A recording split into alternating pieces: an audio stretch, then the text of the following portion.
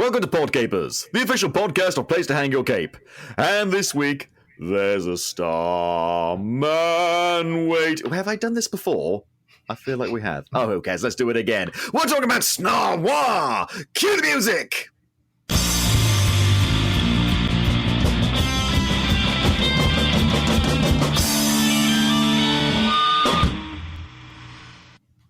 Hello there, Capers, and as I said, welcome to Podcapers, the official podcast of A Place to Hang Your Cape. My name's Scott James Miradew, and this is a show where we talk about various geek and nerd-related topics, and are joined each week by a very special different guest. He's been on the show before, and now we've got him again over a year after his last debut on the show. Give it up, Capers, for Tony James! How you doing, sir?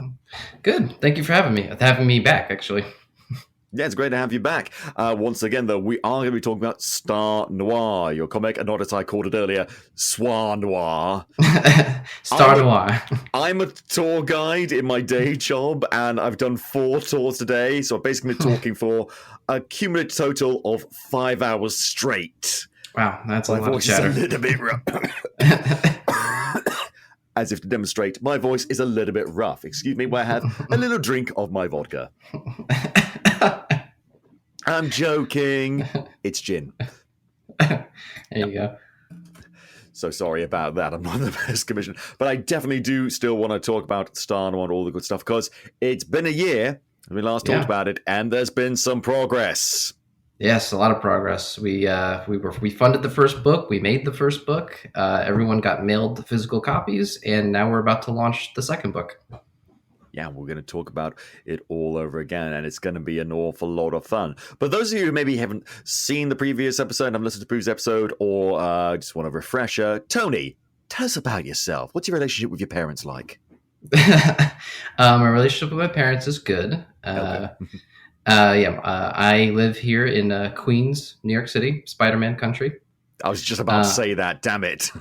Yep. It was actually, what's funny is that in the first Tom Holland movie, when he's like sitting on the train as it's kind of going around, that train is like down the street. So it's just, It's really cool to see a lot of things that are in those movies that are like in the neighborhood. I mean, I had the same reaction when I watched Infinity War, and that part of that was set in Edinburgh. And it's like in streets that I walk down and do my tours on and stuff like that all the time. Part of it's in a Waverley train station around the centre of the city. They left a massive hole in the roof, did not bother to fix it. Shame on you, Avengers. Yeah. Well, that's their job is to stop a giant purple alien and not really do any repairs on buildings they damaged in the process. Glass everywhere. Someone's got to clean that up. We're not the maid. Now, tell us about Star Noir. For those of us poor people who may not be familiar, what is Star Noir? It's fun to say, Star Noir. Yeah, Star Noir. Star Noir is a 6-part murder mystery about a 1940s detective named Alan Miller, and he teams up with a gray alien named Ellis Tate, E.T. for short.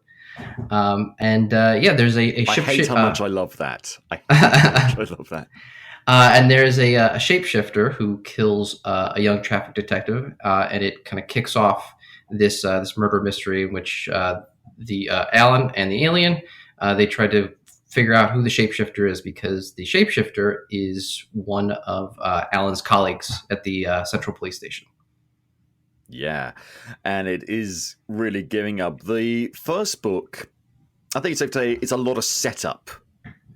Yes, it's a balancing act, because there's a lot of setup, like you said, but then it's also got to be like entertaining as well. So the first book is really kind of getting Alan and Ellis to meet. You kind of get some slow pieces in the beginning, and by the end of it, they're partnered up and they're ready to go, find the shapeshifter together. They gonna get it. Yes, the shapeshifter is gonna get it, but the shapeshifter, as you'll see in book 2 and the future books, shapeshifter also gets a lot of Alan's colleagues. So. Yeah, and having read the first book, it is pretty visceral what happens to his colleague when they get gotten by the shapeshifter. And we're going to get into all of that. It's going to be an awful lot of fun to talk about. Before we do, though, it's time to talk about the news.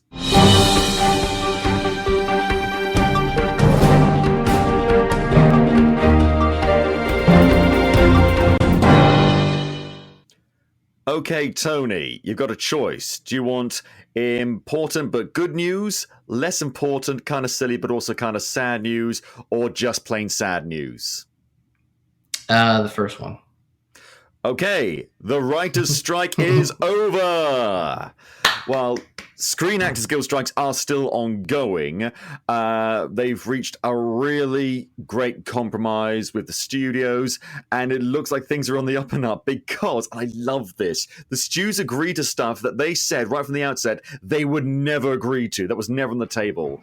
Obviously, this is a compromise. We're not going everything might have hoped to have gotten with this, but it is really, really cool. Basically, everyone's saying, and I'm sure the studios will say something different, but everyone's saying that the writers have won big. A lot of protections for writers, increased staffing in certain shows, which have a certain number of episodes, guaranteed job security for a lot of people, and also a severe, severe limit on the use of AI, which even when it is sparingly used, would not impact on writers' salary or take away jobs from anyone or anything like that. This is a massive landmark victory, I feel. Yeah, I think it's great. I mean, especially with the AI thing, because I feel like if you don't put safeguards in place now, I mean, are there going to be human writers in the future? Exactly. Well, I bet the studios would love that because I remember where I've mentioned the show before, but I remember when I was in university, this comedian over here in the UK called Adam Buxton basically did a sketch thing online, a short web sketch where he says, okay, so you want to be a screenwriter, here's what you do. You just load up your writing program, you put in you want a drama, and you want it set in the 1960s, and you want it to be moody, and they put that in, and then it writes a script for you, and then you just got to send it off to the studios. And it's like a comedic take on wouldn't it be nice if easy? But here's the thing, I bet the studios looked at it and thought we could do that with AI, couldn't we? We could do that and save ourselves a bunch of money, to which the entire industry, aside from them, stood up and says, fuck around and find out. Yeah. And obviously, Screen Actors Guild strikes is still going on because, frankly, they're in way more danger of AI than anyone else, particularly extras and people like that.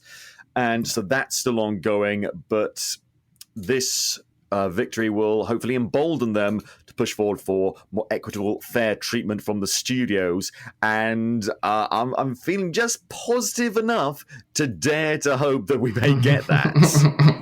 It's a scary thing for a British person to have actual hope. Let me put it that way. I mean, but sometimes the Empire does strike back after A New Hope. Yeah. Oh, God. So we'll see. But I just love this is a classic tale of hubris that the studios constantly pump out. The idea of the big global corporation going up against the little guy, and the little guy rallying the community around themselves, fighting back against the corporation. The corporation lose. It's like they've never seen any of their own films. Right, yeah. And it is a classic taste of hubris. They thought we'll make a bunch of money and we won't give you guys shit. And then they turn around and think oh, wait a minute. We're outnumbered by all the people who actually work on our movies. Shit, Christ, oh Christ. And it's hilarious to me, but it's also very saddening that we got to this point in the first place. But I say Empire Strikes Back, sometimes the little guy strikes back, and sometimes I say little guy, we're talking about a multi-billion-dollar industry, but we're talking about the people who make those movies happen, the people who just greenlight them and pocket all the cash and stuff like that. So, not saying studio execs don't work, I'm just saying they are the least important part of this machine.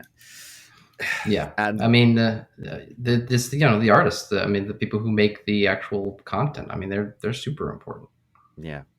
The best thing about it is the actual language of the agreement has yet to be released, but according to leaks and stuff like that, according to this, the WGA, Writers Guild America, reserves the right to assert that exploitation of writers' material to train AI is prohibited by NBA or other law. This basically, as I read at least, gives the Writers Guild the ability to say what they think is unfair treatment and make sure that it doesn't get struck down. So that comes from them, not from the studios. And it also means the whole thing with AI is that you train it by looking at things that you want to do AI about, looking at scripts, looking at songs, looking at all this other stuff, and that's how it trains. That's how algorithm gets going. So they can't even let it do that in the first place. So not even not going to allow AI to be used, they can't even do the building blocks that would allow AI to be used in the first place. It's really nipping it in the bud. That's fantastic. Speaking of buds, here comes the slightly silly but also still kind of sad story. There is a famous tree in England. It was cut down recently. It's called the Sycamore Gap. It's part of Hadrian's Wall. There's a really historic part of the north of England. And it got cut down the other day. And everyone is really, really pissed about it because it's a hugely cinematic tree. It's been taking lots of photos from it, losing lots of artwork. It was used in the film. This is why I'm talking about it. It was used in the film Robin Hood, the Prince of Thieves, a film that I personally hate. But still, I've seen that shot from the film. It's a very beautiful scene. And it's an almost part of the Northern and Hadrian's Wall heritage. And it got cut down the other day to the point where the police got involved. Wow. Yeah, a 16-year-old was held on suspicion, released on bail, but now a man in his 60s, gone from 16 to 60s, is now been held by the police in connection to it. It's been described as a huge act of vandalism. And here's the thing, though. The tree was maintained. All the Hadrian's Wall is trained by this organization called the National Trust, which is hugely important in the British countryside. They do lots of things all around the country. And they're not exactly a mammoth political juggernaut or anything like that. But if it's owned by the National Trust, keyword there is national, there's a degree of public interest in maintaining certain parts of British heritage. And this was a big part of British heritage, at least in this part of the north of England. It's not too far away from the Scottish border. I live in Scotland, I live in Edinburgh. And I mean, if someone cut down a really historic tree or knocked down an important part of our heritage around here, people will be fucking hopping mad, and people very much are. It's getting, sadly, an inordinate amount of media attention, because, frankly, the British media right now is kind of at a crossroads between potentially being of some sort of use in the future to being an absolute slave to the whims of politicians, particularly the BBC. And, frankly, everyone's trusts the BBC, but no one trusts the BBC's motivations. If they report on something, we accept what they're reporting on. We just always think, why? Why are you saying this? And why now? And so it's worth talking about this thing, because if you look online, look Sycamore Gap tree, it is absolutely stunning and gorgeous, and it's gone, but not forever. They say it will grow back the next 200 years. That's not that long. It's pocket. It'll be here before you know it. Yeah. Joanna Lumley will still live to see it. So, oh, God. But yeah, are you looking it up right now? Oh, wow. It's gorgeous. Oh, Exactly. I like how it's just sort of like in the hill, like in the crevice of the hill that just kind of It's goes in this down. little valley next to the wall, a lone sycamore tree, gorgeous, beautiful, flowing tree. It's amazing, and it's cut down now, and we still don't even know why. This is the weird thing. Wow, it's like seeing it now. It's like now I'm upset. You're like, oh, that's a nice tree. Why would you? It appeals to the druid in me, just like, oh no, a pretty tree. Why? It was so innocent, so young. I actually say young, it's several hundred years old. That's another thing, because the trees around here, you have to understand, the vast majority of Britain during, I guess, the Iron Age and later on the medieval period, was mostly forests. Huge swaths of forest all along the island, and those forests are mostly gone. There's still a lot of forests around here, particularly in Scotland and also some parts of England, like the Forest of Dean, but they're nowhere near as big as they were, and they're being maintained by people like the National Trust and other organizations. And so we take trees kind of seriously around here. It's not like America, where there's so much land, so much vast swaths of land, because like, you cut down one redwood in America, you'll be fine. You know, it's sad the redwood's gone, but you know what? There's plenty of others. Less so around here. It's not like every tree is precious, but it is a very big deal when something like this, I mean, that is, again, culturally significant, is cut down. And so, yeah, I'd say it's a little bit silly because, let's be honest, we are talking about a tree. No one died. No one's really important. And there's much more valuable news stories going on right now in the UK, but this is relating to the media. It's been used a lot of media, it's used in the film, so that's why I feel like I'm comfortable talking about it. but there's far more things worthy to talk about. For example, the sad news, the passing of beloved actor Michael Gambon. Yeah, that's so sad. One of my favorite films is Layer Cake, and he's so good in that movie. He's great in so many things. The Singing Yeah. Detective, Layer Cake, Harry Potter, that one Doctor Who episode he did was really good. I mean, like, he was really great. And for a lot of people growing up, he was their Dumbledore, really important. And he died at the age of 82, which is, I mean, it's LD, but it's still relatively young. He sadly had a bout of pneumonia and sadly passed away. And we do miss him terribly. But we can always...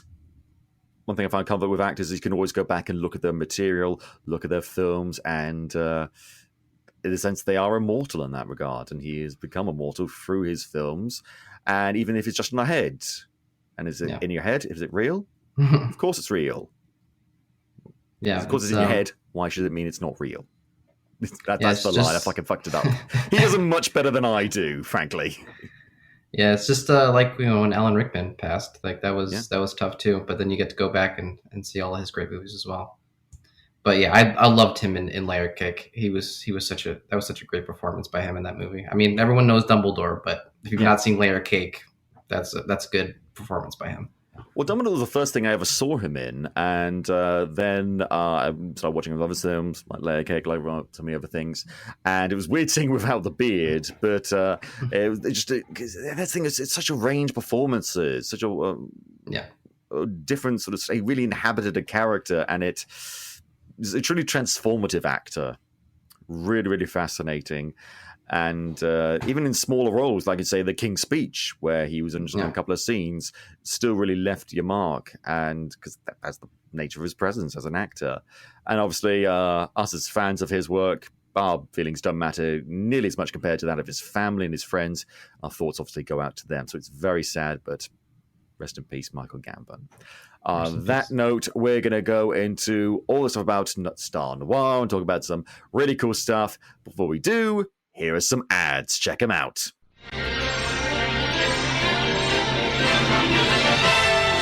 And now we're pleased to bring you our feature presentation. Now, we are going to talk about some stuff we've already talked about, frankly, show, but that was a year ago. I can barely remember it. I can barely remember what happened last week, so that should be fine for all of us. First of all, I want to compliment you, Tony, on, of course, the main thing that's brilliant about Star Wars, the thing that clips all others, your magnificent moustache. Oh, thank you. I work really hard on it. Sorry, I had to put that out there, absolutely. Did you have a moustache last time we talked? I did have it, yep. You do have it. I've had this for about 4 years now. Yeah, 4 years now. Oh, well, then you're sticking with it. Yeah. People are getting used to it. Yeah, I grew it because I was playing Red Dead Redemption, and I saw all those cowboys had all those mustaches, and I was like, could I grow one? And then I grew one, and then everyone just started complimenting it, like everywhere I go, like on the street, in the subway, at Yankee Stadium.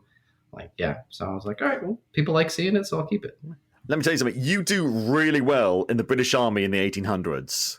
Because an officer in the British Army had to have a mustache. That was part of the uniform. So if you couldn't grow a mustache, say goodbye to your chance of ever being corporal, Timothy. You're busted back down to private. But that, I don't know. I'm not saying the bigger mustache, the higher your rank. But in my head, I like to imagine that's what it is. You do pretty well. You'd be at least a major. All right, cool. I like that. But yes, Star Noir is, I mean, it was really cool when I first watched it, and it's still really cool to this day. I can see, we talked about it earlier, I can see the artwork on your wall behind you. Yep, right there. I have other people's artwork. I have Lord of the Rings and shit, but you've got your own artwork, and it is really, really cool. So we talked about Star Noir, the elevator pitch and stuff like that, but the Kickstarter, when this episode goes out, the Kickstarter is going to be active, isn't it? It's going to be active on the 3rd of October. Yes. So by the time you're listening to this, it'll be live. Yes. And the Kickstarter, you've given me a sneak preview. Thank you very much for that. And it looks really, really cool. They've included, once again, a video in it. And it's difficult for me to actually play the video on here because obviously we're audio. So I've recorded the audio from the video, and we're going to take a listen to it right now, Capers. Do you fancy an exclusive? Let's do it. Let's do it. Welcome back, readers. When we last left Los Angeles, Alan Miller, our ex-detective, had nightmares about strange beings. He was tasked with finding out who killed Detective Patrick Perkins, a man whose heart had been removed. With no leads, Miller had a run-in with a UFO, who informed him that a shapeshifter knocked off Perkins. The kicker? The monster also hides within Central Police Station, alongside Alan's fellow officers. Alan deemed his experience utterly bonkers, until he found the UFO he encountered yapping to the captain. The detective barged in to let the alien have it, but instead found Alice Tate, his new partner. The stage is set. The hard-nosed detective and the ego rookie set off to find their elusive killer. In our next chapter, the two traverse 1940s Los Angeles, meeting UFOs hiding in plain sight as their mystery gets stranger by the day. Meanwhile, the shapeshifter remains at large, hunting down the other detectives of Central Station. Book 2 is penned by Mr. Tony James, a writer of sorts, a lover of old noir and science fiction. Returning with vigor are his 3 able-bodied artists, aces in their own field, much like our detective. And hot diggity dog, get a load of our new rewards. Many of them are exclusive to this very Kickstarter. Be sure to peruse the add-ons as well. Commemorate your purchase with these additional items. Don't be a fuddy-duddy. Back Star Noir today. It's the only way to defeat the communists. Wait,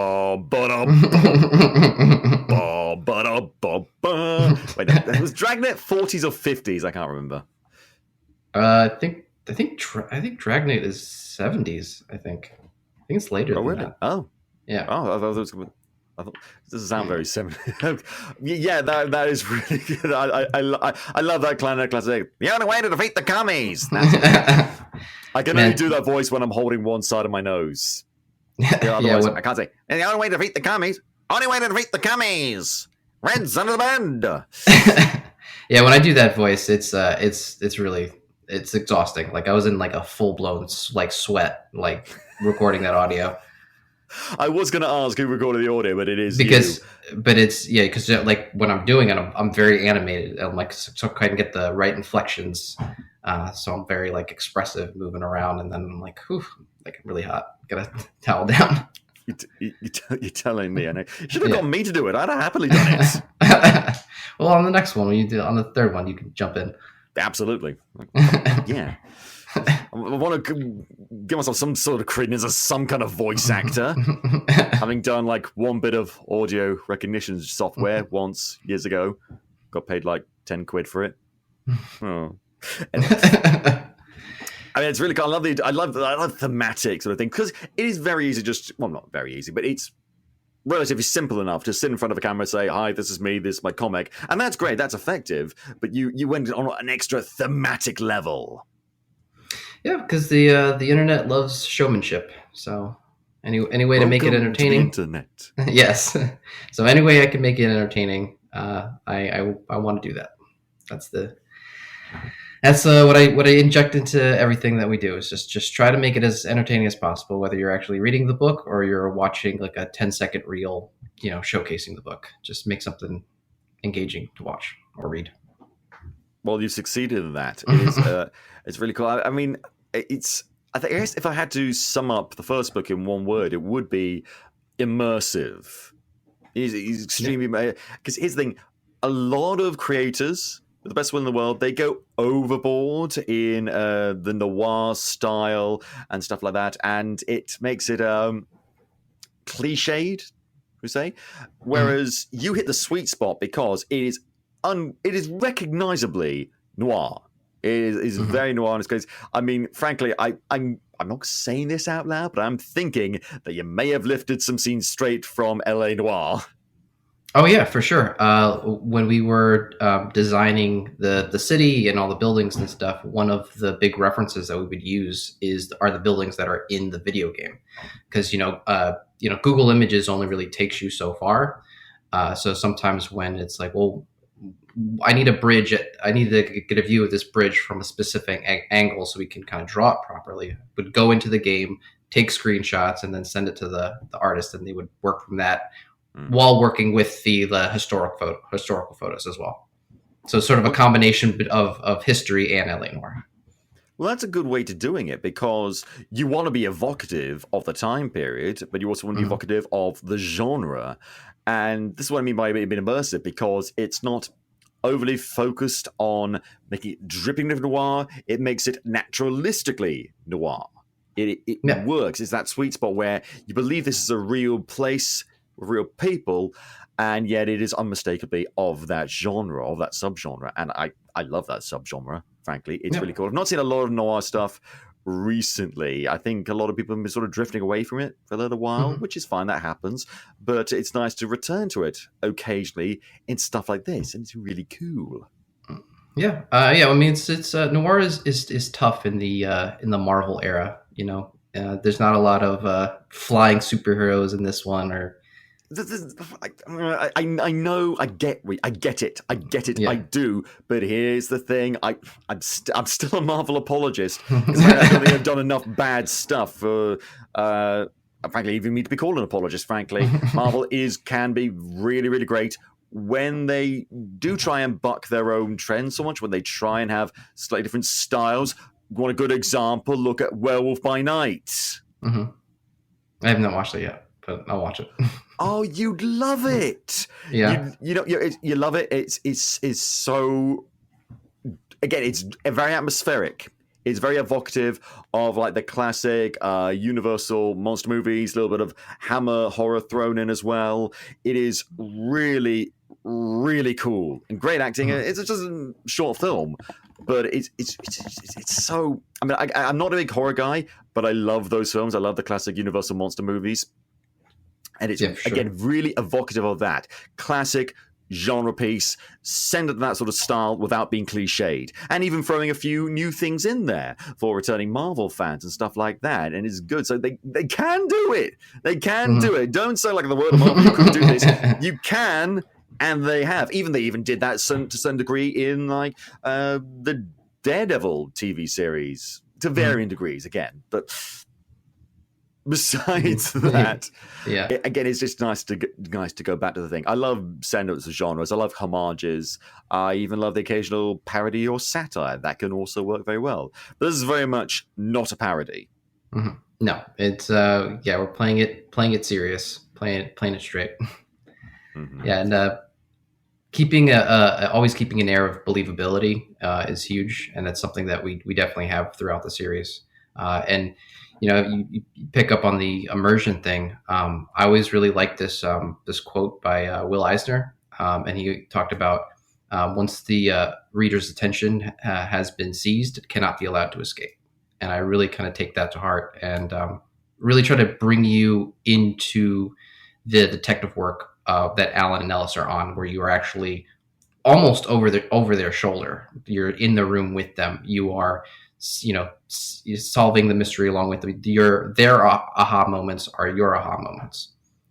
So I always want to keep you guys kind of like locked into the mystery. Because, I mean, that's the thing. Because noir is separate from mystery. You can have a noir without a mystery. You can have a mystery without a noir. Sure. And I love mystery. I've always loved that. I love whodunits and stuff like that. I recently actually watched the first time Peter Ustinov's Death on the Nile, because I kind of want to compare it to the more recent Death on the Nile, because I also saw the Haunting in Venice movie, and not great. I mean, it's fine. There's nothing inherently wrong. I say this: the Death of the Nile movie. There's nothing inherently wrong with it, but except for maybe some of the casting.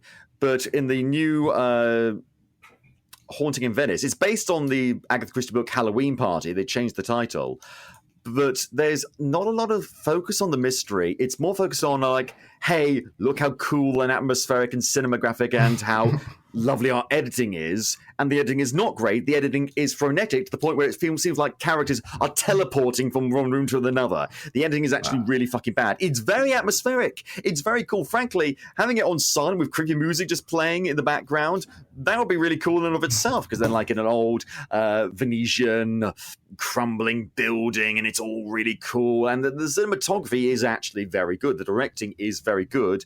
And the mystery is actually kind of interesting, but that's not where the focus is. Frankly, with none of these Kenneth Branagh, Agatha Christie movies, the focus has never been on the mystery. When you look at shows, like, have you ever seen the TV show Poirot?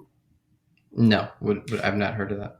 So Poirot, the same character that Kenneth Branagh is playing in this TV show, but it's a TV show was the same character Peter Ustinov played. Hercule Poirot, the Belgian detective, played the TV show by David Suchet. Fantastic actor. He played it for long-running TV series and several TV movies and stuff like that. He's arguably the most iconic interpretation of the character. People have played him before, people have played him afterwards. I think even... a bunch of people played him. But here's the thing. The focus is always on the mystery. There was a style to it. It was set in the 1920s. It was very stylistic, but the focus is always on the mystery. Those aha moments he mentioned, that's exactly what it's like with Poirot, because while Poirot always had something, like he was always working on the little grey cell, was very cerebral, and maybe he would know things that the audience wouldn't know, all the pieces were put there.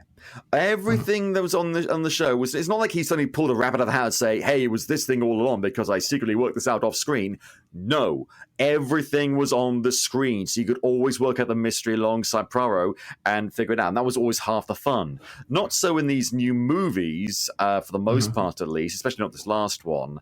And a good whodunit means you can figure out whodunit potentially even before the main detective. Like you can, I think Good Hunt, in my view, at least my opinion, is that was a good whodunit does. So I'm glad you're sticking to that sort of thing. Yeah, it's this is, I mean, because this is already a fully written story. It's not like we have outlines of where we want to go. This is why we were able to kind of just jump right into the next book, because we just have these scripts ready to go. But the mystery, it's one of those where I found it at the end, and I had to retroactively go back to kind of set it up all the way to the first book. That's a good way of doing it. I mean, from a writing perspective, you don't need to start at the beginning. All that needs is the audience start at the beginning, and we definitely are. And that's really cool. And what's great about Star Noir's ending, its twist is that it plays on your expectations of the genre. Like you won't see it coming because of how you perceive noir, how you perceive 1940s stories, and it's a buddy cop, so these are the things I'm expecting, and by the time you get to the end, it really just kind of flips everything on its ear. Dear and then there's more. No. Yeah, and then you have to go back to kind of see all the pieces that you missed. Well, I love that. I love that something that encourages repeat reading, repeat viewing to see sort of things. I mean, one of my favorite movies of all time is Hot Fuzz, because you can do that. You can see all the little jokes and stuff like that. And again, I love with Hot Fuzz is there is a mystery. There's actually two mysteries. You think it's one mystery, but it subverts expectations like you're doing, and it's a completely different mystery that no one see coming, but still makes perfect sense because of all the setup that's happened throughout the movie, and you can see that over time throughout it, and that's cool. I like that. Yeah. Because you don't need to be noir to be a mystery, but a lot of people don't really know how to do mysteries, I think. At least not effective mysteries. And I think just as long as there's a surprise twist. I'm sorry to say, American police procedurals. There's too many of them. I'm not saying we don't have those over here, but frankly, maybe between the two of us, there's just far too many of them. They keep on coming up with new ones all the time with very little variation of them. Frankly, there's a long period during the what do you call them? Tweenies? Between the early aughties and the 2020s, where all the police procedurals was just like a quirky guy, possibly with some kind of disability, teamed up with a no-nonsense, half-as-nails, actual police person to solve crimes. There were so many of those, and I'm not saying any of them were bad, but once you have too much of that sort of stuff, it really it just waters the whole genre down in a way. And it's amazing. I guess it's because they can bring back repeat viewership once they get their niche, and also they're relatively, borderline speaking, easy to make. And God, it's just where you have things like the Poirot TV show, where there was a new location every single week, entirely new cast of characters, with the exception of maybe one or two people, an entirely new precinct. It's what they call in script writing in terms of the location where all the action takes place. And the murders were based on Agatha Christie's novel, so they'd already been written by the best-selling novelist of all time. So that's a pretty good standard to go from. but also everything was just a little bit different, and it's just I love it's half the problem is we're telling the same story all over and over again. We know this. Like the 5 stories in all of human history, we're telling those ones over and over again. But with police procedurals, they can, or any sort of mystery story, they can trick you into thinking what you're seeing is new for the first time. But when you've got 5 shows doing that at the same time, and replaced by another 5 shows the next round of seasons, whatever, it loses some of its magic. Yeah, if you're not trying to subvert expectations, it can be very boring. I mean, the strength of tropes is just there to be subverted. So the audience, the reader, they go, "Oh, I think I've seen one of these before," and then it doesn't go the way that they think, and then they're more intrigued because they don't know where it's going to go. Yeah, but that in itself also has some issues because there's so many people out there who try too hard to subvert tropes to the point where the story becomes unrecognizable, and it's like, yeah, we didn't see this coming, but we don't like where it ended up. And well, subvert, but still be practical about it. Yeah, that's wicked. Not to do it you, for M. Night Shyamalan. I'm looking at you. Okay, you know what you did. And still do. God. You see, spoiler alert, do you ever see that recent film of his, Old? No, I did not. It did look, it was an interesting premise, though, from the trailer. It is an interesting premise, but here, I'm going to spoil it for you, Ryan. Do you mind me spoiling it for you? Go ahead. Right. So the whole thing is there's a bunch of people trapped on the beach that's slowly turning them all old. They're all aging rapidly when there's beach, and they keep on trying to escape the beach, but they can't. And that's really interesting, and it plays into like a fears of growing old and stuff like that, as well as a more immediate thing like if we don't get off this beach the next couple of hours, we're all going to die and be like aged into old age and stuff like that. And that's really cool, and the premise is really cool, but then the pacing is all off, the character reactions are all off, as per usual. There's some not great directing going there. And it turns out the reason why this was all happening, not that there needs to be reason, frankly, the reason it was all happening is because a lot of the people going onto that beach have some sort of medical problem, and there are people observing the beach to see how certain drugs will affect their systems hyper fast. They can get like clinical studies done in a couple of hours. I do not like that. I do not like that. No one did! You had me in the first part. Yeah, because no one saw that coming, and it raises huge questions about the practicality of such a study. Forget the ethics, like just the sheer practicality. How can you possibly observe that? Clinical trials exist in the state they do for a reason. It's super speeding them up, frankly, makes things difficult. Might be unnecessarily difficult. And I frankly, there didn't need to be an explanation with that. Just have people confronting those things, and it's just like, oh, but M. Night Shyamalan has to do a twist, and this is the twist apparently, and it's just like, I mean, the twist in Sixth Sense not only makes sense within the context of the movie, not only does it allow for repeat viewings and doesn't really spoil it because now you know something else, there's an extra layer to it, but also it fits within the tone of the story, blah, blah, blah, blah, blah, and he only really recreated that one other time with Unbreakable. I haven't seen like the sequels to that, Glass and Split and stuff like that, although I do plan to at some point. But Unbreakable is the only one that ever fit that way because they talk about comics and superheroes and stuff like that. That ending also made sense. Does the ending in Old make sense? Does anything set that up? Yeah, there's people with medical conditions, but beyond that... Did they hint at that at all in the first half of the movie? That they might be doing trials? Like no hints, just that the people going in there clearly have obvious medical disabilities, illnesses, or impairments of some kind. Also, there's a rapper character in it called Mid-Size Sedan. Wow.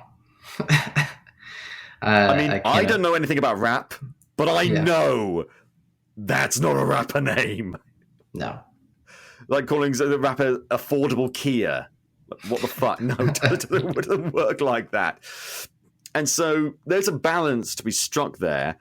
I think you found that balance with Star Noir. Yeah. And so this, you mentioned that all the scripts are planned out in advance. And so I wanted to ask, I think I know the answer now, but I wanted to ask them regardless, between the first one coming out and the second one about to come out, has anything changed? Has there been any sort of tweaks to the story? No, just kind of basic editing things to just sort of trim page count down just to make it a little snappier, a little faster. Because it's because the thing with noir, sort of like the Western, is that it's inherently slower paced, but I don't want the reader to kind of feel that pace. So I kind of it's a detective story, but we got a little pep in our step. We're trying to get somewhere. We want to hang out, but don't hang out too much. Like we got to move on to the next scene and get to the next plot point. I mean, but no, sorry, go on. no, I was just saying, but no, outside of like the story beats and nothing's changed. It's just tightening it up. I mean, that's very comforting for me because you got a story that you plan to stick to beyond like what is necessary for edits. But pacing for me, I mean, that must be one of the hardest things to do in comics because I mean, both comics and prose stories. The thing is, the pacing is set by the reader in how fast they read and something like that. But there's also like the sheer what you're writing about. I get it. And as a screenwriter, I can understand pacing on a script because that gets put onto the screen. I can understand pacing in terms of film. I've analyzed that for years. And I know bad pacing when I see it. Good pacing when I see it. But I always found that very difficult to sort of test out in a comic book. I mean, what do you find good ways to maintain that sort of pacing that you want? Well, I mean, I started by just looking at how other comics professionals, like Alan Moore and Frank Miller, how long are their scenes? How many panels do they average? Don't look at Frank Miller for pacing. Don't do it, Tony. Well, I thought his Dark Knight Returns was I thought that was pretty well paced. I enjoyed that one. And any others? And no, that's Alan Moore. Well, 300's nice to look at. I don't know about its pacing, but yeah, everyone likes looking at 300. Disturbing amount of straight men like looking at 300, and surprisingly, not a lot of gay men. But yeah, fuck Frank Miller. Fuck Frank Miller on multiple levels, and somewhere along that list is his pacing, which is awful. Yeah.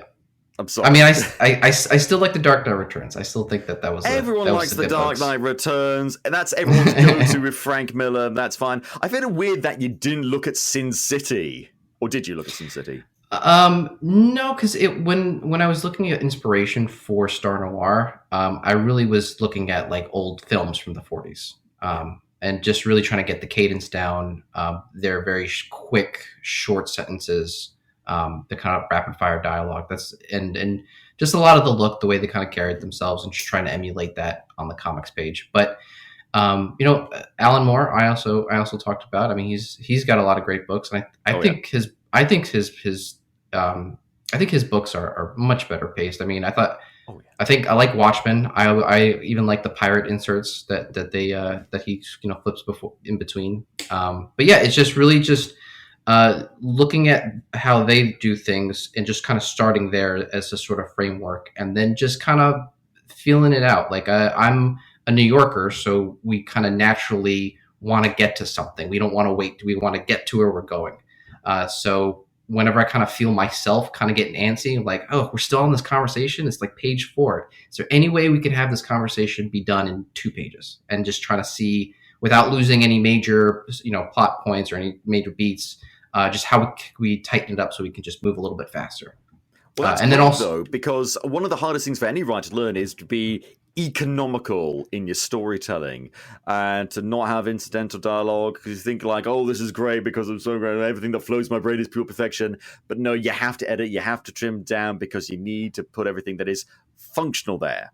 So the audience can not get bogged down in the brilliance of your massive mind.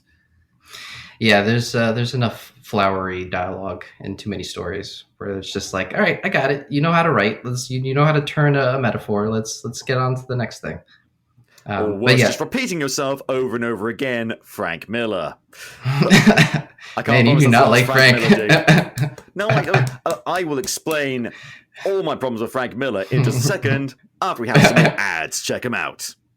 Number 34 on the list of reasons why I hate Frank Miller, all the things he said about 9/11. And number 35, he once kicked a puppy. Number 36, his face. Oh, sorry, we're back from the ad break. Sorry. I wasn't even joking about that 9/11 stuff. He's a viciously bigoted man.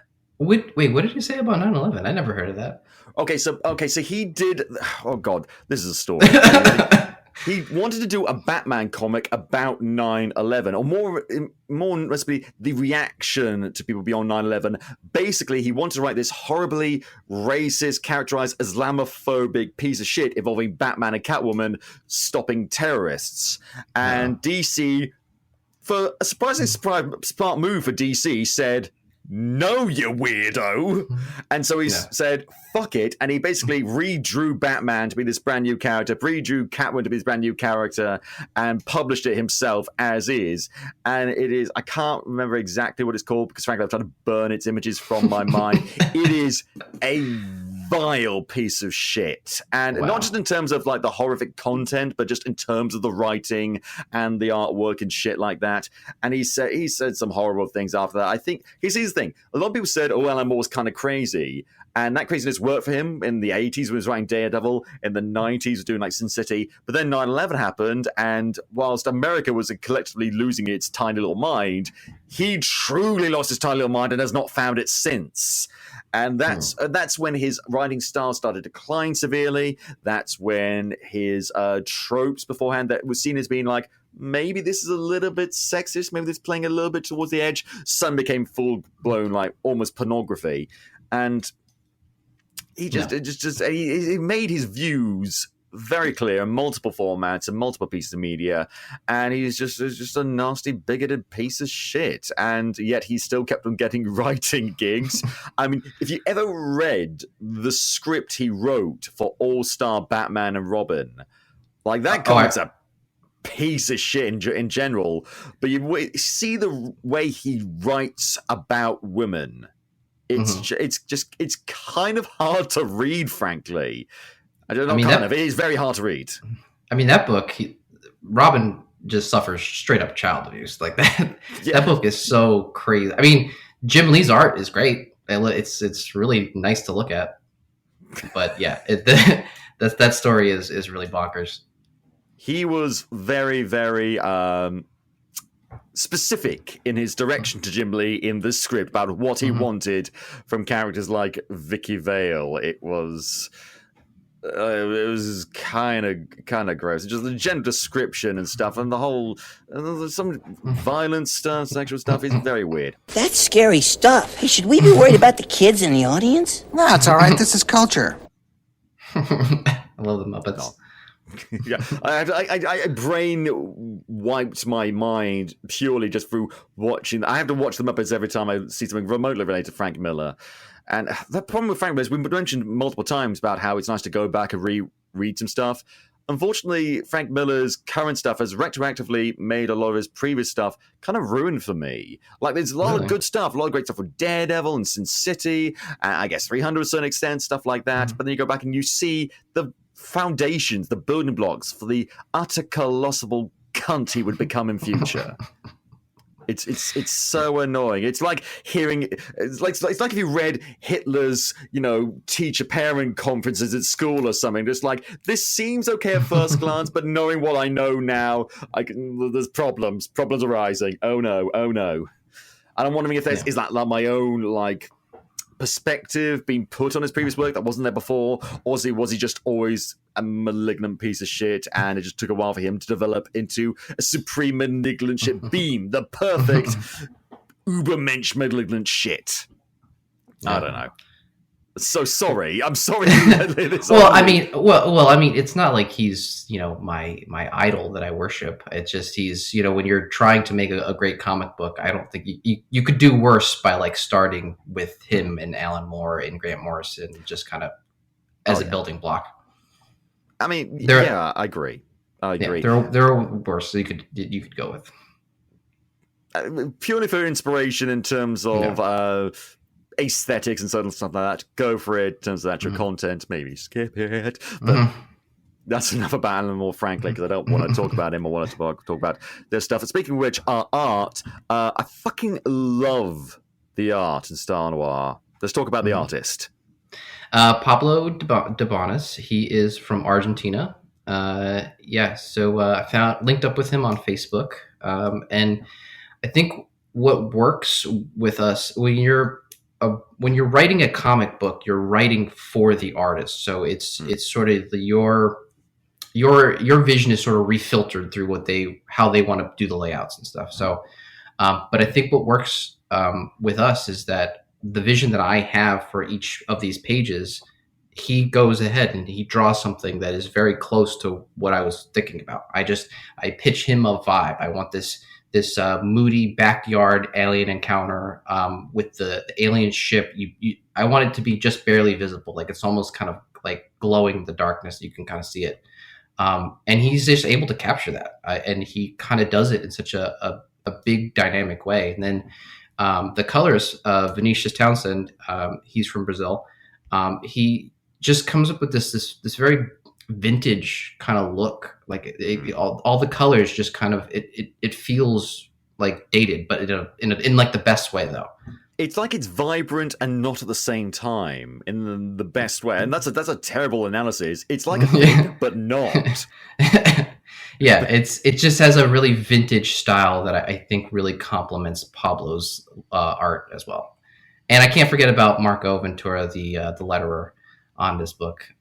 He really like tries to experiment, and he teaches me constantly about how to fill the space when it comes to lettering. You know, I go like, maybe it doesn't need to like cross the character's body like that, and then it's like, well, because the panel's really narrow, and you kind of want to make sure it kind of fills enough so it doesn't feel like it's empty. And he does a lot of great work that really kind of just brings my words to life. He makes me look good. Well, I mean, any great artist knows how to work with negative space in any sort of medium. It's really important. But this is my perfect kind of art style because I like more cartoony styles of art. But I like, my personal preference is like a balance between naturalistic and unnaturalistic. And this is a really good way because these characters feel like real people, but it's not like they were trying to make them look exactly like real people. They look like a drawing of a real person, which is the perfect balance you want to set, because otherwise you go into the uncanny valley sort of scenario, or you have a style that is good but doesn't really match with the tone and mood and the environment that you're trying to set them in. This naturalistic, gritty, noir setting. It's a hard line to do. And again, going back to Frank Miller for the last time, he didn't bother with that. He made his characters not look naturalistic. They will look very cartoony and sort of like all like Dick Tracy sort of characters, but that fits for the environment they're in. This sort of black and white, all shaded, monochromatic, askew Dutch angle world that works for that environment. Obviously trying to do that in every single fucking comic he ever did. Stop it. So I'm so glad you went for this direction in Star Noir. And I'm looking right now at the cover for issue 2. And I mean, that's really cool. I love how all the characters are looking slightly off to the side, looking like they're facing to the left, but they're all looking slightly to the right. Like there's something just off of camera, something hidden, something mysterious. It really, as we see, but they're all like facing in the same way, and yet clearly not part of the same space. It's very artistic in that way. I love this lady with the blonde hair and the purple eyes. She scares me. Yes, that's Stella Belafonte. She was teased in the first book. Alan's sitting at the bar. He's looking at a flyer for her performance. And then in book 2, we get to go see her. And the two Alan and Ellis, they get to meet up with her.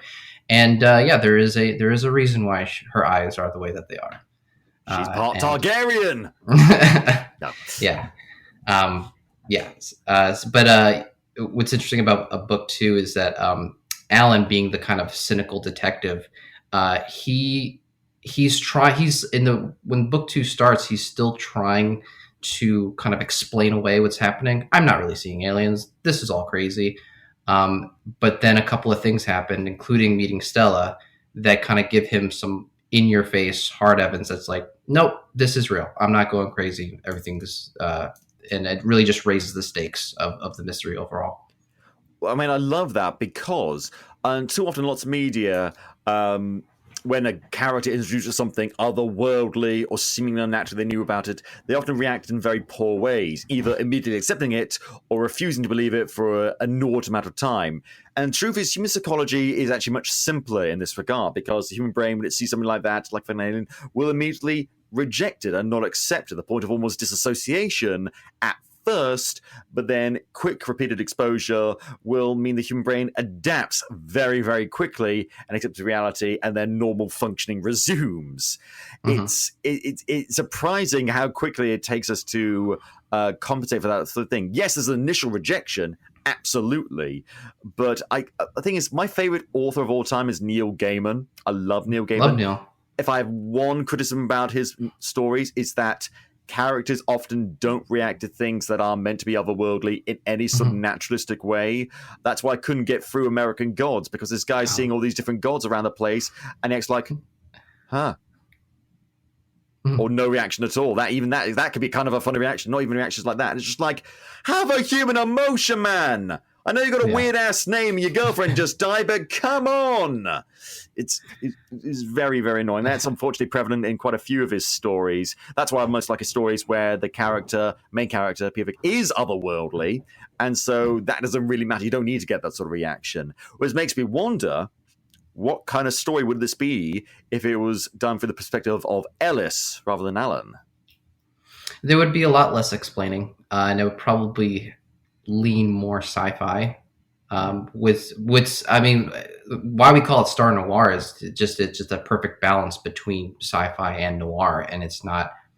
At no point does the sci-fi elements sort of like push the noir thing off to the side, and now Alan's standing on the moon, and you're like, what happened to the murder mystery? Like, we kind of stay kind of grounded in this 1940s noir murder mystery. Yeah, you'd have to do it that way, absolutely. Yeah. And there is sci-fi elements. I'm pretty sure that the suit that he wears when he meets Detective in that scene we described earlier with the spaceship in the backyard, I'm pretty sure that's from Fallout. It started with what's one of the references that we started, but we did change some things, so it's not. I saw, and there is quite identical elements to it, but from a distance, it's like. Yeah, a quick glance, it's Fallout suit, but yeah.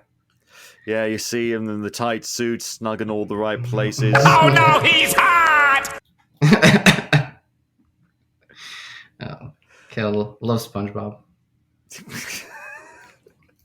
You just don't want to go for all my sound effects, just like that reference, like that reference. I don't know. Well, I mean, these are great. These are great references. Absolutely. Oh, for heaven's sakes, just kiss, you moron!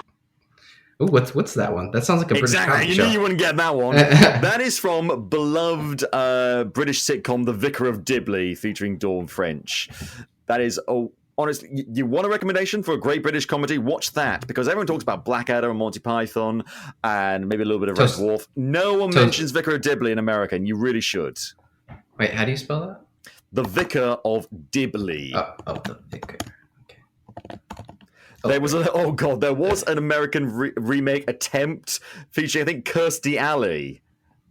It was it's not great. It was only a pilot, thankfully.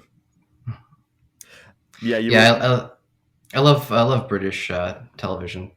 I like the Toast to London. That show is so funny. Oh yeah, Matt Berry. Who doesn't love Matt Berry? Well, Matt Berry, yeah. I mean, I don't know if you watch What We Do in the Shadows, but he's just perfect in that. I've watched a few episodes. Frankly, I have to be very selective in my viewing habits these days, unfortunately. I've seen the movie, and frankly, that's good enough for me. I like the TV show, the few episodes that I saw, but I've already got my fill on that front. Sadly, if I ever have more time in the future, I'll definitely give it a watch. It's on my list. Yeah, it's really good. Yeah, that's a recommendation for you. Oh God, has other stuff to talk about. Star Noir. Well, so the Kickstarter is going to be out by the time this episode goes out. So, what's going on with this Kickstarter? We got tiers, we got rewards. What we got? Give me swag. We got a lot of swag, a lot of fun stuff. Last time we did some cool postcard prints from book 1, and now we're going to do 2 good ones from book 2. Where are they? They're here. Yeah, one where Alan is being abducted outside of MacArthur Park. That's a really awesome scene. And then a great shot of Stella Belafonte with her band, the Flavorful Five. And she sings a really, really fun, darkly comedic tune about poisoning your husband. I mean, it's the 1940s. You can get away with that, frankly. Yeah. Then we also the gun. Yeah. And then we have, of course, we can get a 11 by 17 a poster of the cover of book 2, the one you were just talking about. And then there's also a special one that's in black and white that'll be a limited number. It'll only be 50 of those. We were really the cover was inspired by the Maltese Falcon, so putting it in black and white kind of really evokes that movie poster even clearly. And we have a really awesome pinup of Stella Belafonte. Very, very sexy, very 1940s pinup, which you would kind of imagine of Stella, of a character that we meet in book 2. Batman's greatest boner. Yeah, in a nutshell. I mean, I'm asexual. It does nothing for me, but I get what other people would like it. Yeah. You know what it reminds me of? It kind of reminds me of, and this is a broad stroke, but the original comics for The Rocketeer. Mm-hmm. Yeah. Because the character that obviously inspired by Betty Page, stuff like that. And pinups is very similar to that. I don't know, don't have a lot of experience. But yeah, she's there. Here's the thing, funny enough, they did that in the 1940s. Censorship laws would have come straight down on them. Yeah. Although they had a lot of 1940s pinup art that was very risky of the time. Oh yeah, but that thing's always around. It's just it's not very public. Yeah. But yeah, it's we're very excited to get the next book out to everyone. I mean, first, hopefully hit our funding goal. That would be great. Can't make the book without hitting the funding goal. But yeah, it's just we've been working all summer on the second book, and we're just now showing people and getting it out there. Mm-hmm. And let's say people do fund it and all goes according to plan. When can people get their hands on it? Well, the last one took a year. I mean, there wasn't really any major delays. That's just kind of how long it naturally took. So we're going to try to kind of beat that. We'll try to push it down to as closer to maybe 6-7 months. Just try to, because we're already working on it now, so we kind of have a head start. But yeah, just trying to beat the previous record of a year. Cool.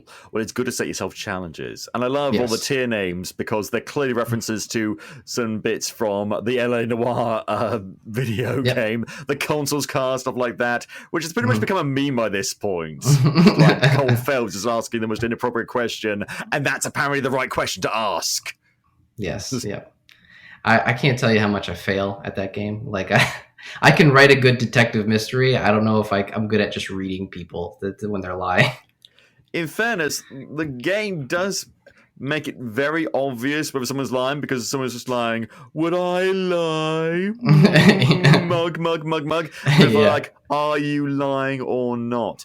And here's the thing, though, there's a really easy way to get around that, because if you accuse them of lying, you can back out of it. You can say, you have no evidence, and you look at the thing like, oh yeah, actually I do have no evidence, never mind, and then you can either doubt if you have no proof to back it up or think they're telling the truth.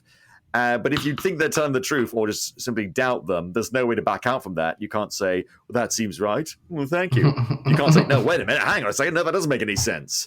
So, I don't know. But, this is why when I first played it, I just cheated. I just looked up all the answers. Because frankly, the interviewing part of it is fun. But what's interesting is just putting all the pieces together. And frankly, that's something the game, I think, frankly, do a great job on, but you can't have everything. And it does look really, really cool. Everything about it, all the artwork looks really cool. Can I ask you? You read the first books. What was a part that jumped out to you? Was a favorite moment, line, or? Ooh, I don't know about favorite line, but or moment. Definitely moment is, well, I like the repeated moments of seeing Ellis in his human form just in the distance. And then he comes to a head in the office. And I love the look on Alan's face. Love the artwork on that. Seeing this, because for the whole issue, we've seen Alan slowly getting more and more worn down by the investigation, problems in his personal life, visit by aliens, bar scene, which I actually really liked in general, with a bunch of hoodlums and stuff like that. And he's finally come to like almost his lowest moment around this first issue, and he met with Ellis, and he's just like, and he's refused to lower the gun, and you see his haggard, almost jaundiced face, and it's just really cool to look at. I actually like a lot of the scenes where he's talking to his boss in the in his office. And just you get a lot of hints as to his personality, the way he conducts himself as a police officer. And what I like is you kind of, again, subvert the trope of the police commissioner being just like, you didn't do these things, I'll have your ass, man and gun. He talks to him like any normal boss would to a subordinate, just like, hey, I'm here for you, but you know what, keep your act together, come on. And I like that. And I like this guy being, I just like that scene where he's been pushed to his limit, to his desperation, and that's when he can finally accept this whole thing about him being an alien and stuff like that. And the exposition for being him being an alien comes by pretty quickly, and it's told very matter-of-factly. But at this point, we can accept it because there was a previous scene, like we mentioned earlier, where he didn't accept it. And one thing I also really love is you're just fishing for praise right this point, aren't you? But here's the thing: I love the artwork used for the text boxes for when he's getting contacted by the alien telepathically in his head, who's been broadcast or something like that. I love the art style and the colors used for that, and how the alien's just like, "Come on, Alan. It's okay. You don't need to be worried. I'm worried. Hi, I'm an alien. I'll be in my shotgun." Alan, no. Alan, no. Don't be a dick. I asked you to be cool, Alan. Can you be cool? Can you please be cool? For once, can you be cool? I hope we see more of that dynamic, just like Ellis just, I don't know, kind of babysitting the human who doesn't quite get it. Well, that's what's great about book 2 is that you get more of the buddy cop elements in there, where you get to see their different policing styles. Where Alan is just very like, I've been doing it a while. I know it works. It's rough, and I kind of get my hands dirty sometimes if I have to. And Ellis is just purely logical, benevolent. Why don't we just talk to them? Isn't there a diplomatic approach to this? And you kind of see how those two styles kind of clash. It reminds me of, the way you described it, reminds me of Batman working with the Flash.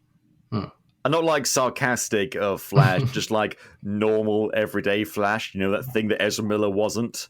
Yeah. That movie, man. Oof. That whole, I mean, the Flash should be one of the easiest characters to get right. In fairness to the TV show with Grant Gustin, they got the character right. They really got him down pat. There's something I take issue with that series, but in terms of the character of Barry Allen, a character that I have no real emotional stake in, frankly, they got it right. But I love that dynamic. And every time in the comics, like he would team up with Batman was just like, booty, and he was just like, I'm going to talk. There's this one issue of The Flash. I've only ever read one issue of The Flash, but I love it because it's done entirely from the villain's perspective. It's very similar to that Batman, the animated series episode, where it's like the villains describing their encounters with Batman. Almost, but it's all the villains in Central City discussing their rare encounters. Well, it's not villains from Central City, it's villains from other parts of the country, discussing their rare instances of meeting the Flash and how it's pretty much impossible to beat him. Is that the worst part about him? No. He tries to talk to you. Like Batman, he'll just beat you up and leave you on the side of the curb. But he'll actually try and have a conversation with you. It's the worst. And one villain's just like, well, that's not a big deal. Hell, I just stole from Central City Bank a couple of hours ago. You did what? Oh, crap, we need to go. Oh, shit. Oh, God. And there's a knock on the door. And it's the Flash like, hey, can we talk? And that's such a cool... It's a classic sort of thing because it's very similar to Captain America in that way. It's like he's very kind of normal, naturalistic, but Captain America often feels like the weight of the world on his shoulders, a weight of the country on the shoulders at the very least, because he is an icon, a symbol, and he's painfully aware of that. and not to mention his work as a soldier. Barry Allen doesn't have that. He's an average, everyday man, just a nice guy. A little bit of trauma in his backstory, but he found a way to manage it, and then he got superpowers, this whole sort of thing, and he had to adapt to it, but he never lost his sense of self. And I love that. I love characters like that. It's very similar to Ted Lasso in many ways. This is like, hey, let's just talk about it rather than punching way out. And you still have the action with the Flash and the punching and stuff like that. But, because here's the thing, talking to someone is seen in a lot of media as being a sort of emotional reaction. Oh, we don't need to fight. Let's just hug it all out. Let's just trust in yourselves and laugh. And But no, more often than not, it's the logical route. And I love that that's how you describe it, because that's how it should be. Yeah. And there's a really great moment. I don't want to spoil it, but there's a really great moment where Alan is like, he lets Ellis kind of do his policing style in a certain, and he does it like, this is definitely going to fail, so go ahead and try to do it. And he just uses his intelligence and logic to kind of figure it out. And Alan is genuinely impressed by that. Because this is the thing, this is very much a story set in the 1940s in an American police department. And there's hints of like the nature of that sort of investigation. I love this as a very casual thing by the police chief saying, calling like his assistant or secretary something sweetheart. Something that would never fly today. Cancelled. Well, not more than that. It's just inappropriate for the workplace. It's just not professional, and they didn't have that sort of thing. And then you've got a being who is evolved on multiple levels, I'm assuming, who has something that isn't beyond a lot of modern police techniques. Frankly, I know the British police have become under a heavy amount of scrutiny in recent years due to corruption and real problems inside. I know, internationally speaking, American police officers are not viewed in a favorable light. And this is all back to the foundation, the start, not the start, frankly, because there's 3 points in the police, and worldwide, I could say, where we are now, where we are now got fully set in stone, and the initial origins. And of course, the initial origins for police forces, at least in America, were of course union busting and stuff like that. So it's less keeping the peace and more like keeping the status quo, and that evolves over time to become a genuine desire to serve and protect, but with lessons learned that are difficult to unlearn, resulting in now. That's the problem with modern policing. That's why some people are saying defund the police, is because we pretty much need to gut and start all over again, because you can't just knock down a building and rebuild over it if the foundations are rotted through, because then you're just going to have the same problems. Right. Yeah, for sure. I'm not trying to make a big statement or anything, but I mean, I get the feeling.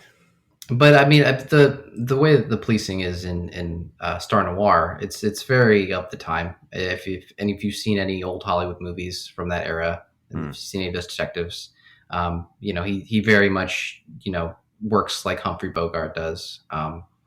It's a more I hate to say the word glamorized, but just a safe period of time. I don't know.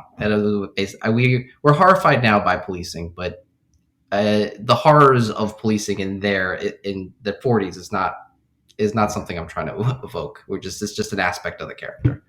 Yeah, absolutely right. It's a naturalistic way of putting it, because you're not trying to push an agenda or anything like that, which can sometimes be effective, other times can just be distracting. It's just a sad fact that we can't ignore, and through a modern lens, it's just there. And it's like all it needs to be.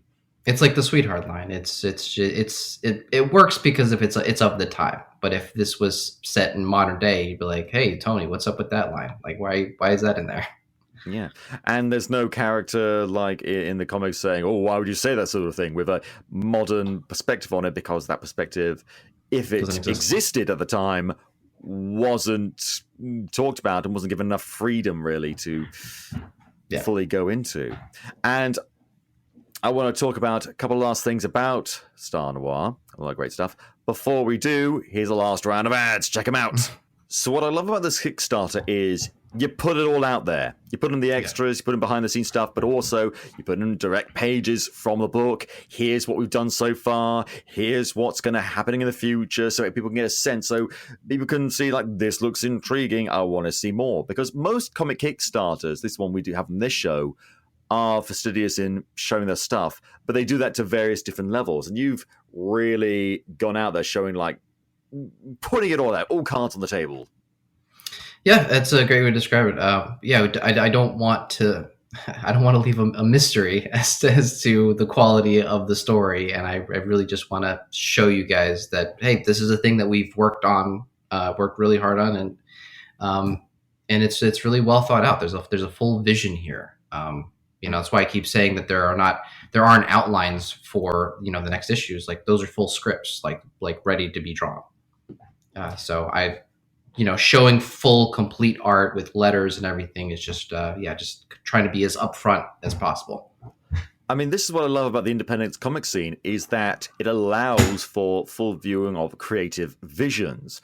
This is what I hate about modern cinema, is that too often visions aren't allowed to be fully realized. And I don't like auteurs. I hate auteurs.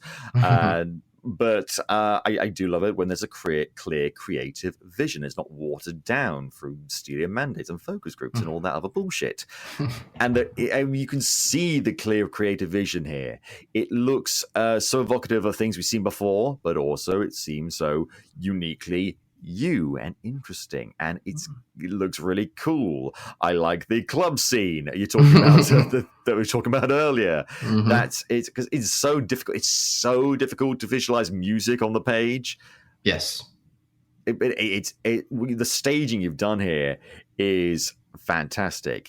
It is writing lyrics is even harder than just doing scene work. I don't know why Tolkien loved it so much. I just for that club scene, it's a couple of pages of song lyrics, and it's like to write those, I was like, man, this is like way harder, because it's a cadence. It's certain this amount of syllables, you have to repeat it so it kind of flows. And then, like, looking at inspiration, like this song is the beat of it, the tone of it is inspired by Lauren Bacall in The Big Sleep, when she's kind of singing at the piano with those guys, and just trying to, like, kind of count the beats in the way she was singing it and trying to, like, recreate it for this scene in Star Noir, for the club scene in Star Noir. Because it's not like writing poetry. I mean, you could write it in iambic pentameter and put it on the page, but that's not going to feel like a song. It's going to feel like a poem. You need to put yourself through that to finally actually get it right, in the hopes that the reader will pick up on it. Oh, the complete and indescribable anguish! I don't know that one, but that was funny. That's a YouTuber. It's a whole thing. Oh, okay. I steal voices from people. God. Ursula the Sea Witch. No. That's another one I did not see in the cinema. Fucking God, Christ, no.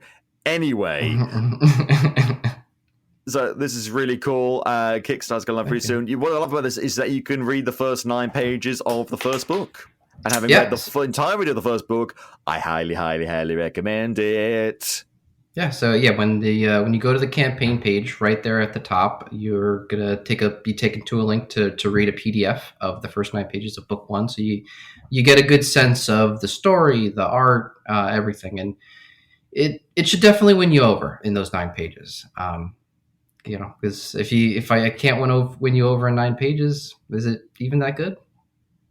I mean, you won me over in the first 3 pages and stuff like that. Yeah, it's a lot of setup. It's good setup. I'm fine with setup. Here's people talking like exposition, setup, stuff like that. Those things aren't inherently bad. All these writing components that we talked about, they're just tools. A tool is neither good nor bad. It's how you use it. Do you use a chisel to craft a finely sculpted work of art like Michelangelo's David, or do you use a chisel to, I don't know, fucking impale someone in the chest? Just don't be on the nose with it, and just try to give the reader, the audience, 2 + 2, but not 4. Because they can figure that out for themselves. Exactly, good story. leaves the room for audience interpretation. This is what I think a lot of authors, again, get wrong, is that it's so clear in the creative vision, they try and force that down the audience's throat. And again, alternatively, it's people who are so in love with the idea of ambiguity to say, well, what do you think happened? You know, just there's huge swaths of the plot completely vague. And vagueness and ambiguity has its place in storytelling, absolutely. But fuck you, I pay to see a story. Give me a complete story. I'm fine with my own interpretation, but don't make me rely on my own interpretation to have a complete experience. Right. Exactly. Yep. I'm saying that's what you're doing. I know other people do that. I hear you. God, you know what? It was the Life of Pi movie, because I never actually read the book. But did you see that movie that came out years ago, Life of Pi? That was the one with the tiger on the boat. And exactly, yes. Yeah. And it was a pretty good movie right up until the end, where the main character just like, one character just like, did that really happen? Because it seemed like that might not have happened. And the guy's just like, well, either it all happened or something else completely different happened that I'm just explaining in a matter-of-fact voice. Yeah. Well, did that happen or not? Well, but I didn't realize this movie came with multiple choice. Right. This isn't a pick-your-own-adventure movie. This is a fucking movie. Stick to your story and have it hints, by all means, hint that something else may have gone on that's just completely fucking made up. But frankly, stranger things happen than a boy being on a boat with a tiger. Ah, God. Richard Parker had the best of it. Anyway. Ambiguity is risky. That's kind of the thing. Yeah, you gotta really know when it's the right time to use it. Like Inception, I think, does it at the end really, really well. But it sets that up for you, so it's not too crazy. I have a lot of problems with that movie, but you know, you're absolutely right. The ambiguity is set up really well in that movie because the whole point of the movie is about questioning reality and stuff like that. Yeah, that fits into the tone, it fits into the themes, it fits into what the movie is setting up. But imagine if it's just like an average heist movie, and there's like a conversation that it's like, hey, this is a dream, this is real, and then they went cut to the end of the movie, just like, no, that wouldn't work. It would not work. It would feel like a cheat. It would feel like a cheat, yes. Mm-hmm. And so many films do try and cheat in terms of like to make you talk about it, to get a reaction and stuff like that, and you can't that. You can't cheat. Fucking look at you, Frozen, with that shot of the guy in the water who turns out to be the villain later on. You knew I was going to bring up Disney at some point. I had to. Fucking hell. Anyway, we've got enough tangents already. We do that quite a lot. I think the last time we talked, I tried to convince you to look into Mr. Blobby. Mr. Blobby. I sort of remember that. I remember you recommended Doctor Who. I did give that a shot, and as much as I respect it as an institution, I don't know if it's quite for me. It was it hit my weirdness threshold that I couldn't. I was like, everyone's got one of them. I was watching it, and because I watched the one from like the 2000s that you recommended. Yes, good. That's a good entry point for a lot of modern audiences. And it's like, and immediately I understood, why there's such a huge fan base and why it's endured for so long. And the general conceit of it, I was on board with. But they got to like the monsters at the end, the aliens at the end, and I was just like, these are some weird creations. Classic monsters from the previous seasons, from the 70s and the 80s. I get it. I absolutely do. But here's the thing. You're watching as an adult. I was watching it when I was like 12 years old. So we're going to have different reactions. But you tried it. That's the main thing. If it's not for you, it's not for you. That's all good. Mr. Bobby would definitely hit your weirdness threshold straight away. We're not even going to go into that. What we are going to go into is some final thoughts about Star Noir. I love the first one, love book one. I can't wait for book two. It's got the Podcapers seal of approval all over it. There'll be a link in the show notes, Capers, so you can go and check it out for yourselves. Donate to the Kickstarter, check it out. If it seems like your thing, highly, highly, highly recommended. Any last thing you want to talk about, Tony? We'll definitely go back the book. If you love 1940s stories, if you love old Hollywood, if you love LA Noir, this is like a must pick up for you guys. But yeah, it's a really gripping mystery. It's tight, and I think even in just reading those first 9 pages of book one, you'll immediately get a sense that there's a full vision here. It's not something half baked, and that the world it feels believable and it feels alive. And I think you'll really like the two main characters, Alan and Ellis. I mean, frankly, we haven't got a lot of time to know Ellis over the course of the book. I can't wait to learn more about him because everything you set up is very intriguing for me. And it's going to be an awful lot of fun to get through as the noir through the stars. Again, it's fun to say. On that note, though, I think we're going to wrap things up. Thank you very much, Tony, for joining me today. Well, thank you for having me back. Not at all. And again, Capers, if you enjoy the show, please tell your friends, shout off on the rooftops. And if you haven't already, go back and listen to some of the other super episodes, like the last episode we did with Tony last year in August, I believe it was, long time ago. But it's well worth a listen. You can listen to the show on iTunes, YouTube, Spotify, Amazon Music, and all good podcast apps, or at podcapers.com. If you want to get in touch with us, suggest show topics, or maybe come on the show yourself, you can find us on Facebook, Twitter, and Instagram at AP2HYC. Thank you very much, Dan Harris, for our logo, the lovely microphone, the red blue 3D glasses, those are mine. And thank you for listening. This has been Podcapers, the official podcast of a place to hang your cape. Cue the music!